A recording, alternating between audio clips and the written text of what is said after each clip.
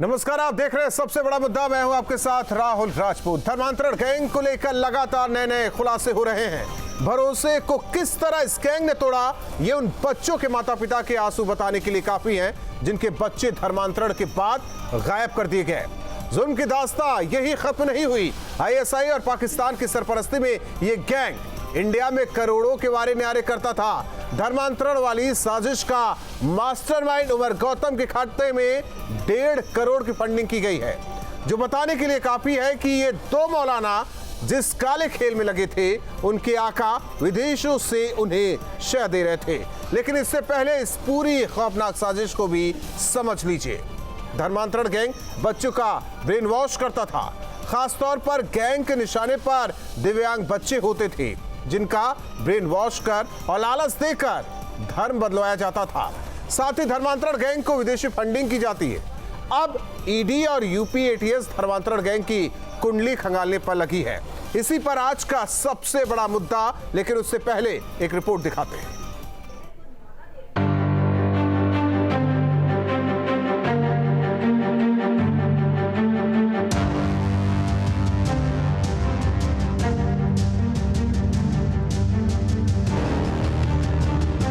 धर्मांतरण मामले पर रोजाना नए नए खुलासे हो रहे हैं। धर्मांतरण गैंग को हवाला नेटवर्क के जरिए फंडिंग की जा रही थी।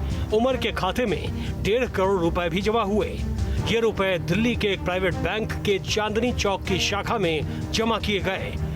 एटीएस ने काफ़ी कुछ परतें खोलना शुरू कर दिया है। हवाला का भी जो है एक इंडिकेशन मिला है, उसको भी देखना पड़ रहा है। कुछ बैंक अकाउंट्स ऐसे हैं, एक विदेशी बैंक का बैंक अकाउंट भी है जिससे पैसा आया है, तो उसको भी देखा जा रहा है कि कैसे पैसा आया, क्यों आया है, किन लोगों ने पैसा विदेशों से दिया है। धर्मांतरण गैंग की एक एक करतूत सामने आ रही है। किसी का जबरन धर्म परिवर्तन किया गया तो किसी का ब्रेन वॉश कर धर्म बदलवाया गया। अब हवाला के जरिए इतनी बड़ी रकम का खुलासा ये बताने के लिए काफी है कि इनके आका देश से बाहर बैठकर साजिश रच रहे हैं। सीधे तौर पर जो जानकारी उपलब्ध है उसके मुताबिक इस ट्रस्ट के चेयरमैन शफी मोहम्मद है और मोहम्मद उमर गौतम इसका ट्रस्टी है। मतलब हर उस जगह पर जहां पर कन्वर्जन का काम चल रहा था या किसी भी तरह से विदेशों से पैसा आ रहा था, वहां पर मौलाना उमर गौतम किसी न किसी तरीके से संबंधित है। Mewat trust for educational welfare, ये फरीदाबाद में है और इसके ऊपर भी आरोप है कि मेवात में जो मेवात का रीजन है वहां पर ये कन्वर्जन का काम लगातार धर्मांतरण गैंग के निशाने पर मासूम बच्चे भी थे जिनका ब्रेन वॉश कर धर्म बदलवाया जाता था। इसकी तस्दीक फतेहपुर की रहने वाली एक टीचर से बयां हुई। लगातार मिल रही धमकियों से परेशान होकर टीचर ने स्कूल के प्रबंधक और उसके बेटे के खिलाफ मामला भी दर्ज करवाया। ये था वो कि मोटिवेट कर रहे थे, हम लोगों को धर्म बदलने की बात कह रहे थे। क्या बातें थे, हम जरा खोल के बताइए। सर, बात ये कह रहे थे कि आप हमारे धर्म में ये नहीं लिखा है कि कोई हिंदू धर्म का इंसान अपना ना सके। आप आराम से हमारे धर्म को अपना सकती हैं। हमारे धर्म में जो है वो हिंदू धर्म में नहीं है, वो अंधविश्वासों में जी रहा है। धर्मांतरण के मामले की जांच से दो अहम बातें निकलकर सामने आ रही है। पहला तो ये कि धर्मांतरण गैंग दिव्यांग बच्चों का ब्रेन वॉश कर धर्मांतरण के लिए तैयार करता था, और दूसरा धर्म परिवर्तन गैंग के तार विदेशों से जुड़े हुए हैं। एनआईए और ईडी को भी इस जांच में शामिल करके न सिर्फ यूपी के राज्यों तक बल्कि देश के बाहर तक की भी इस पे जांच होगी और इसको जांच से आगे कहानी को पता किया जाएगा कि आखिर कहां तक इसका नेटवर्क फैला हुआ है। वीडियो जर्नलिस्ट अमित के साथ आलोक पांडे, न्यूज स्टेट, लखनऊ। तो लगातार जिस तरीके से हर रोज नए नए खुलासे हो रहे हैं उससे साबित हो रहा है कि किस तरीके से ये गैंग पूरे उत्तर प्रदेश से लेकर दूसरे राज्यों में भी लोगों को बेला फुसलाकर लालच देकर धन परिवर्तन करवा रहा था। आलोक अवस्थी जी हमारे साथ प्रवक्ता बीजेपी के जुड़ चुके हैं। एडवोकेट कपिल श्रीवास्तव जी प्रवक्ता समाजवादी पार्टी के हमारे साथ जुड़ चुके हैं। आप दोनों मेहमानों का सबसे बड़ा मुद्दा में स्वागत है। सबसे पहले बीजेपी प्रवक्ता का रुख करते हैं। आलोक अवस्थी जी, और कितने खुलासे होने अभी बाकी है? क्योंकि देखा जाए एक सिरा आप इस नेक्सस का पकड़ते हैं तो हाथ दूसरे सिरे तक पहुंच रहा है। अब हर वो अकाउंट खंगाला जाए जहां विदेशी फंडिंग होती थी। कौन कौन है इसके पीछे और इससे पहले यह खुलासा आखिर क्यों नहीं? क्योंकि कई दशकों से यह गैंग उत्तर प्रदेश में काम कर रहा था। निश्चित बात है, ये गैंग काफी समय से काम कर रहा था और इसका खुलासा भी जो है हमारी खुफिया एजेंसी ने किया। एटीएस ने गिरफ्तार भी किया 2 लोगों को। लगातार जो है इनकी जांच करी जा रही है, इनके संपर्कों की जांच करी जा रही है। पाकिस्तान से और तमाम अरब देशों से इनको पैसा आया है और ये मासूम बच्चों को शिकार बना रहे थे। सबसे पहले तो जो उन्होंने टारगेट किया था वो उन मासूम बच्चों में किया जो बोल नहीं सकते हैं, जो सुन नहीं सकते हैं, जिनको हम डीफ एंड डम बोलते हैं अंग्रेजी में। ऐसे बच्चे, मासूम बच्चे। फिर उन्होंने बालिकाओं को फुसलाया, शादियों के लालच दिए, उन्होंने पैसों का लालच दिया, उन्होंने डराया धमकाया। सबसे बड़ी बात यह है कि इस तरीके से धर्म परिवर्तन करने का हमारे देश में कहीं पे भी कोई रिवाज नहीं था। जो लोग इस तरह के कार्य कर रहे हैं उनके खिलाफ योगी आदित्यनाथ की बहुत सख्त कार्रवाई कर रहे हैं। उन्होंने इन दोनों गैंगस्टरों के ऊपर गैंगस्टर एक्ट लगाया है, इनके ऊपर एनएसए भी लगाया गया है। साथ ही साथ धर्मांतरण कानून के अंतर्गत जो हमने नया कानून बनाया है वो भी इनके ऊपर लगाया गया है।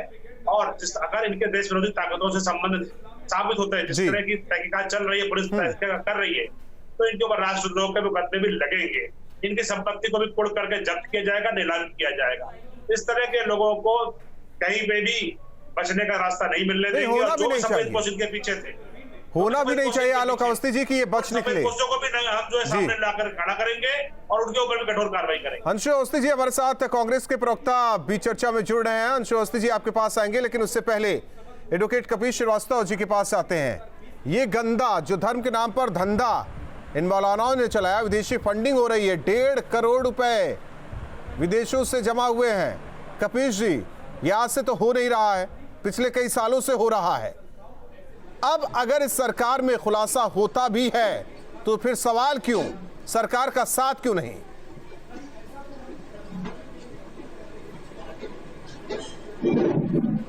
राहुल भाई, सवाल इसलिए कि हमारी सरकार 4.5 साल तक क्यों सो रही थी, उसकी एजेंसीज क्यों सो रही थी, गैर कानूनी काम क्यों होने दे रही थी, क्या था कि सरकार चुप थी, क्यों ये बर्दाश्त कर रही थी? और हम ये पूछते हैं कि जब विधि विरुद्ध धर्म का परिवर्तन हो रहा था, एक अपराध हो रहा था, तो लॉ एंड ऑर्डर पे फेल्योर पे सरकार चुप्पी से उसादी हुई थी। और आज अगर जगी है तो क्या एटीएस ने इनकी पुलिस इंटेलिजेंस को, इनकी लोकल इंटेलिजेंस को, इनकी मशीनरीज को, इनकी प्रशासनिक व्यवस्था को, इसकी शासन व्यवस्था की पोल खोल दी है कि 1000 धर्मांतरण हो गए विधि विरुद्ध और योगी सरकार सो रही है। कपिल जी, कि किस तरीके कपिल जी, ये आरोप लगाने के लिए, ये सवाल उठाने के लिए है क्यों 2017 के पहले कोई सरकार नहीं थी? क्या 2017 के बाद इस 4.5 साल में 1000 धर्म परिवर्तन हुआ? कपिल जी, इससे पहले सरकारों में धर्म परिवर्तन नहीं हुआ? आपकी समाजवादी पार्टी की सरकार थी, धर्म परिवर्तन नहीं हुआ। केंद्र में यूपी की सरकार थी, धर्म परिवर्तन नहीं हुआ। सवाल उठाने के लिए सवाल उठा रहे हैं आप, टाइमिंग पर सवाल उठा रहे हैं। अरे पहली बात सुनिए, अरे प्राचीन काल से हुआ, ले चलिए प्राचीन काल में, प्राग ऐतिहासिक काल में चलेंगे क्या? वर्तमान सरकार की बात नहीं करते, एजेंडा सेट करके बैठ जाते हैं आप। मैं तो सीधी बात पूछ रहा हूं, एजेंडा तो आप लोग सेट करके बैठे कि सरकार कोई काम करे, आप सवाल उठाते रहिए। अगर कहीं ये देखिए, ये सरकारी काम नहीं, कोई योजना नहीं है, कोई योजना नहीं है। 1000 लोगों का धर्म परिवर्तन अभी पता नहीं कितने राज और खुलने वाले हैं, कितने राज और खुलने वाले हैं, कितने राज और खुलने वाले। यही योगी सरकार है सर, यही योगी सरकार है जिसमें खुलासा हुआ। आलोक अवस्थी जी, यही योगी सरकार है जिसमें खुलासा हुआ। ये क्यों नहीं समझ रहे समाजवादी पार्टी के नेता हमारे? उत्तर प्रदेश की पुलिस चूड़ी पहन करके बैठी हुई थी, इतना बड़ा अपराध 2017 से तो उनके हाथ में डंडा था। ये सो रहे थे भाई। देखिए, समाजवादी पार्टी का इतिहास रहा है मुस्लिम तुष्टीकरण का। जब ये दंगे होते हैं तो ये मुआवजा जो है बांटते हैं, मुसलमानों को क्या देते हैं, ये हिंदुत्ववादी चेहरा इनका सामने 50 लाख रुपया मुसलमानों को देंगे, 2 लाख रुपए हिंदुओं को देंगे। ये जो है समाजवादी पार्टी का चरित्र रहा है।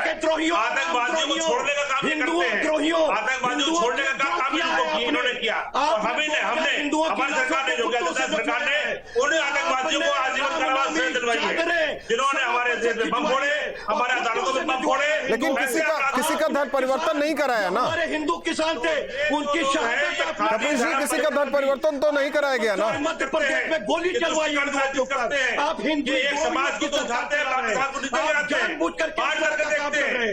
मुजफ्फरनगर में दंगा होता है, काम कर रहे हैं। ये खाली एक तरफ जो है करते हैं, बाकी जगह पर जो है ये सफाई में जो है डांस का प्रोग्राम करते हैं, फिल्मी कलाकारों को बुलाते हैं। ये सरकार लूट की छूट दे रही है। ये ठीक है, आप दोनों मेहमान जरा शांत रहिए। मुसलमान बनवा रही है। MC द्विवेदी जी हमारे साथ पूर्व डीजीपी जुड़ रहे हैं, उनसे भी जानेंगे। ये तो रही राजनीतिक बात, लेकिन एक सवाल अंशु अवस्थी जी, देखिए इधर उधर की बातें नहीं, जो हुआ वो गलत हो रहा है, वो गलत हुआ भी है। सरकार अगर कार्रवाई कर रही है तो फिर सवाल क्यों उठाया जा रहा है? हर एक परत दर परत यूपी ATS की टीम अगर खोल रही है तो फिर सवाल क्यों? काम करने दीजिए हमारे अधिकारियों को, वो काम करके जनता के सामने रख रहे हैं, पूरे देश के सामने रख रहे हैं। केवल उत्तर प्रदेश की बात नहीं है, कई राज्यों में इनके तार फैले हुए हैं, विदेशों से फंडिंग होती है। भैया देखिए, आपकी जो सारी बातें हैं उससे मैं सहमत हूँ कि ये गलत हो रहा है और विदेशों से फंडिंग हो रही है। सरकार को कार्रवाई करने दीजिए। लेकिन आप ये बताइए, अगर 4.5 साल में भाजपा की सरकार सिर्फ ये खुलासा कर पाई कि धर्मांतरण हो रहा था, तो क्या ये बहुत बड़ी तारीफ की बात है? जिम्मेदारी किसकी है? बार बार यही बात हो रही है, हमारे भाजपा के साथी भी यहाँ पर लड़ रहे हैं। जिम्मेदारी तो सरकार की है। अगर विदेश से फंडिंग हो रही है, अगर मान लेते हैं यही फंडिंग जो है ब्लास्ट के लिए फंडिंग हो जाती, तब क्या करते? आप तो कह रहे थे कि देश बड़ा सुरक्षित हाथों में है और ISI हमारे उत्तर आपको पता है कि फंडिंग कहाँ हो रही थी उमर की? मुरादाबाद, सहारनपुर में। अंशु अवस्थी जी, आपको पता है कि कहाँ किस ब्रांच में पैसे आ रहे थे? आपको पता है? नहीं, आपको या तो सरकार को पता होगा, किस स्टेट के किस बैंक में किस ब्रांच में पैसे आ रहे थे आपको पता है? उत्तर प्रदेश के किसी जिले के किसी बैंक के ब्रांच में पैसे नहीं आ रहे थे, दूसरे राज्य में था।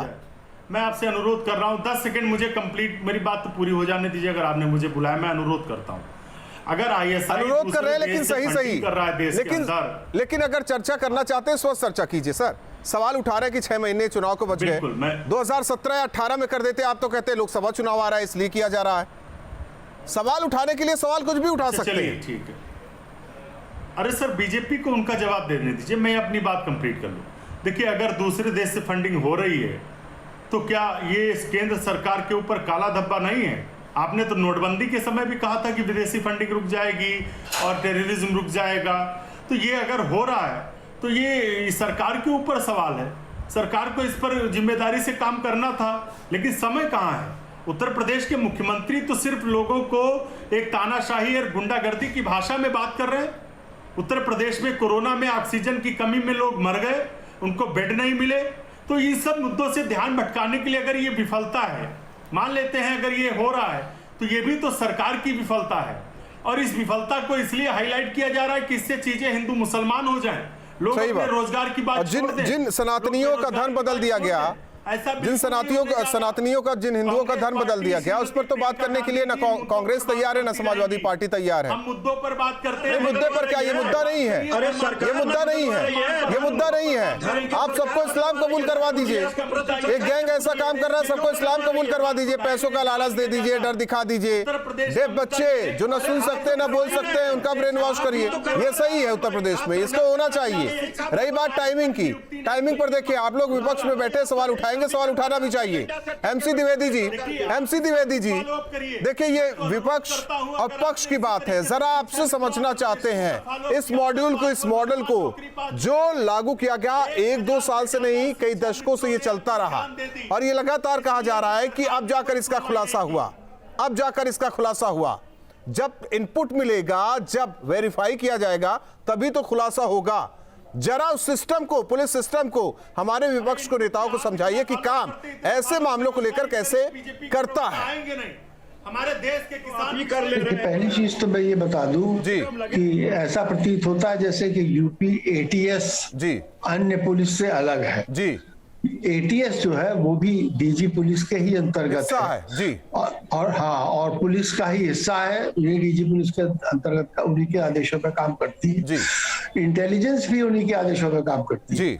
तो ऐसा है कि सारे का एफर्ट, जॉइंट एफर्ट होता है ये पुलिस का। ऐसा नहीं कि ATS ने कर लिया और फला ने नहीं किया। पहली बात तो ये है, तो ये जॉइंट एफर्ट है, इसमें सेंट्रल गवर्नमेंट भी इन्वॉल्व होगी, सेंटर से भी बहुत सा इनपुट इंटेलिजेंस ब्यूरो से मिलता है इस बारे में। अंशु अवस्थी जी, देखिए वक्त कम है, और एक बेहद अहम पद से रिटायर हुए। मैं तो ये कह रहा हूँ जितना फॉलो अप आप इस पर ले रहे हैं, इतना फॉलो अप थोड़ा बेरोजगारी पर भी ले लिया करिए। किसान इतना फॉलो अप हम कांग्रेस पर ले ले, इतना फॉलो अप हम राहुल गांधी पर ले ले, इतना फॉलो अप हम सोनिया गांधी पर ले ले, इतना फॉलो अप हम दूसरे राज्यों में सरकार न बनाने पर ले ले। आप आइए एडिटर इन चीफ बन जाइए, आप जो तय करेंगे हम वो करेंगे। नहीं, आप अपने हिसाब से डिबेट चलाना चाहते हैं, छोड़ दीजिए। एमसी द्विवेदी जी जरा विपक्ष के नेताओं को समझाइए कि खाकी काम कैसे करती है, यूपी एटीएस काम कैसे करती है, क्या सरकार के इशारे पर काम करती है या जनता की सुरक्षा के लिए काम करती है। सरकारों में इनकी पार्टियां भी रह चुकी हैं, पता नहीं क्या समझते हैं ये खाकी को। देखिए, पुलिस जो है उसका जो कर्तव्य है वो तो जनता की सुरक्षा है, निष्पक्ष भाव से और बिना किसी पॉलिटिकल दबाव के। लेकिन ये सच है कि जिस दल का शासन होता है कुछ न कुछ उसका प्रभाव पुलिस के कार्य पर अवश्य पड़ता है। जहां तक धर्मांतरण का सवाल, विपक्ष ये कह रहा है कि सरकार के दबाव में ये सब किया जा रहा है। होता है, ये हम भी मानते हैं, होता है, ये सब मानते हैं, होता है, लेकिन इतना ज्यादा नहीं होता जो विपक्ष का आरोप है। सच पता है एमसी द्विवेदी जी संक्षेप में। जो घटनाक्रम है इसमें ऐसा नहीं प्रतीत होता कि ये सरकार के दबाव में हो रहा है, क्योंकि जो मूक बधिर बच्चों के धर्मांतरण की बात जहां से शुरू होती है वहां कोई सरकार का दबाव की वजह से ऐसा मूक बधिर में। बहुत बहुत धन्यवाद हमारे साथ सबसे बड़ा मुद्दा में जुड़ने के लिए। विपक्ष का अपना सवाल हो सकता है, लेकिन खाकी पर सवाल नहीं, इस कार्रवाई पर सवाल नहीं। 1000 लोगों का धर्म परिवर्तन हुआ है, विदेशों से फंडिंग होती रही, लेकिन अब तक की सरकारें सोई रही। जब उत्तर प्रदेश सरकार या फिर यूपी एटीएस इस पर काम कर रही है तो फिर आखिर सवाल क्यों, आखिर किसे ये नागवार गुजर रहा है? आकलन खुद उत्तर प्रदेश की जनता और हमारे दर्शक करें। रुकते कुछ पलों के लिए, खबरें जारी।